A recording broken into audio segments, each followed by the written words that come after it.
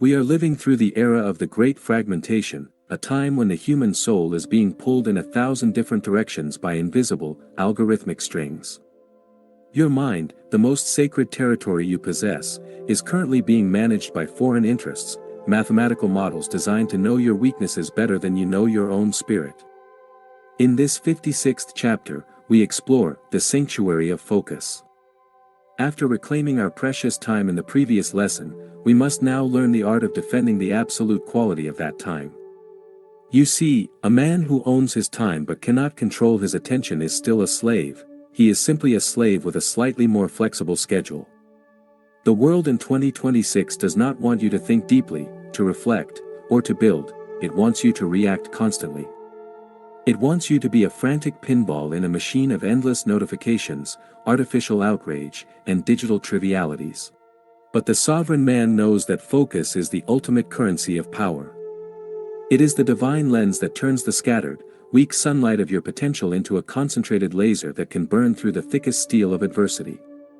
Without focus, you are just a ghost haunting your own life. With it, you are a creator of entire worlds. Observe the sniper, the ancient monk, or the master craftsman in his workshop. What separates these individuals from the masses is not merely technical skill, but the rare, disciplined ability to inhabit a single point of existence for an extended, uninterrupted duration. They have built a fortress around their minds, a sanctuary where the frantic noise of the world cannot penetrate. You, however, have allowed your internal gates to be left wide open to every passing stranger and every digital siren. You have become a bystander to your own thoughts, jumping from one dopamine spark to the next until your brain is nothing but a heap of burnt-out fuses.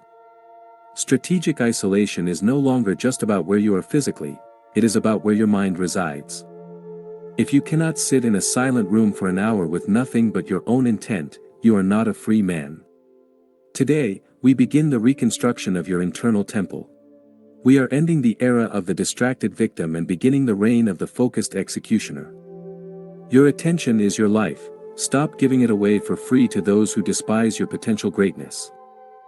In the year 2026, there is a global war being fought, and the casualty is your depth. Every app, every feed, every infinite scroll is a digital vampire designed to drain the lifeblood of your focus. They don't want your money, they want your gaze, because once they own your gaze, they own your decisions. We have been conditioned to feel uncomfortable in the silence, to reach for a screen the moment the world goes quiet. This is not a habit, it is a spiritual lobotomy. The 56th lesson is about attention sovereignty. It is the realization that your focus is a limited, sacred resource. Every time you check a notification that doesn't matter, you are leaking energy. You are diluting your power.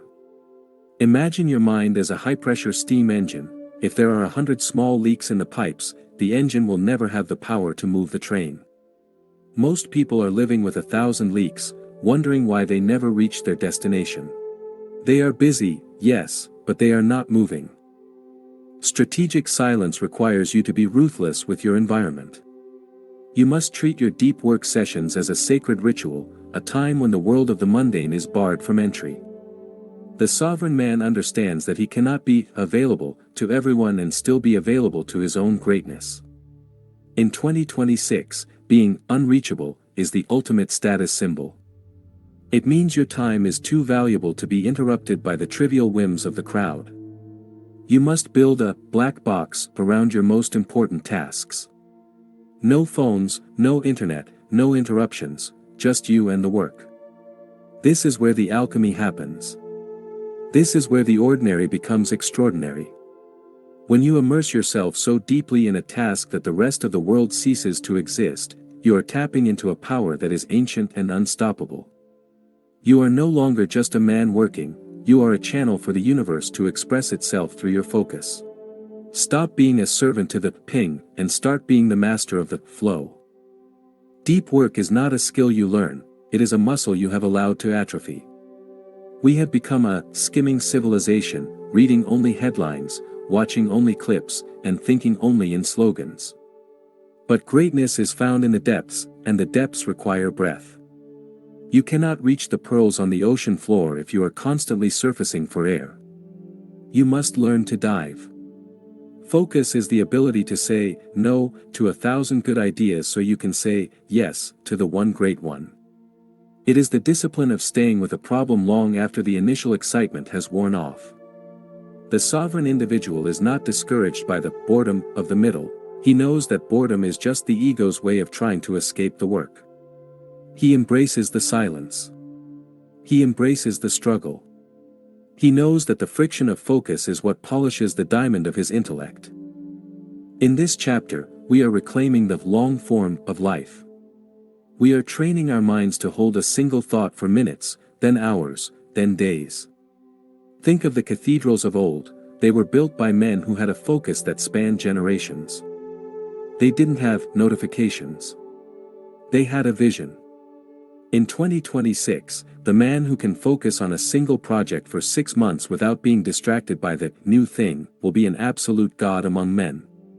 He will achieve in a year what others cannot achieve in a lifetime. This is the focus dividend. While the world is chasing the latest trend, the sovereign man is perfecting his craft in the shadows.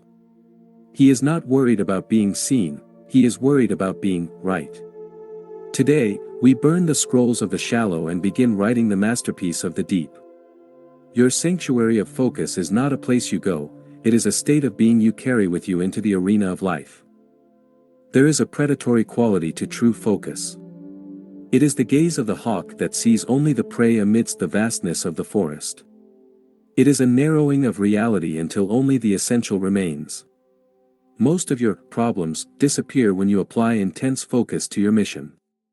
They are like shadows that vanish when you shine a bright, concentrated light on them. The overthinking we discussed in previous chapters is often just a symptom of a lack of focus. When you have no singular target, your mind creates 1,000 imaginary ones. But when you are locked onto your objective, there is no room for doubt. There is only the trajectory. The sovereign man is a predator of the point. He cuts through the fluff of social decorum, the noise of politics, and the fog of personal drama to hit the center of the target every single time. Your attention is the most valuable asset you own, more valuable than your money, your car, or your house. Because whatever you give your attention to, you give your life to. If you give your attention to the outrage of the day, you are giving your life to those who profit from your anger. If you give your attention to the trivialities of celebrity gossip, you are giving your life to people who don't even know you exist. Reclaim your life by reclaiming your gaze. Be stingy with your attention. Guard it like a dragon guards its gold. In 2026, the most radical act of self-love is to put your phone in another room and focus on your own growth for 3 hours straight. This is where the new elite is being forged.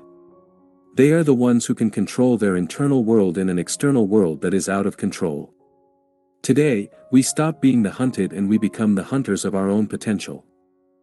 As we close this 56th chapter, I want you to feel the silence returning to your mind. Imagine the 1,000 strings that were pulling you in different directions suddenly snapping. You are no longer a puppet of the algorithm. You are no longer a victim of the noise. You are standing in the center of your own sanctuary of focus. The light is clear. The air is still. Your intent is a solid, unbreakable pillar of diamond. This is the state of the sovereign.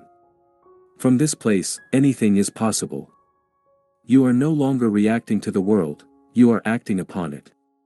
The reconstruction of your internal temple is complete. Carry this sanctuary with you into the world, but do not let anyone defile it with their trivialities. You have disarmed the digital vampires and reclaimed the lifeblood of your soul. Carry this sovereignty with you, the one who can focus, can conquer. The one who can ignore the noise, can hear the truth. The one who owns his attention, owns his destiny. You are no longer a fragment, you are a whole. Go back to your life and execute with the precision of a master. Turn off the world. Turn on your soul. And watch as the obstacles that once seemed insurmountable suddenly melt away before the heat of your concentrated will. The world in 2026 is loud, but you are the master of the silence. The transmission of the 56th is complete. Stay focused. Stay sovereign. Stay unreachable in your depth. This is Christopher, ending the broadcast of the Focused King. Now, go and do the one thing that matters.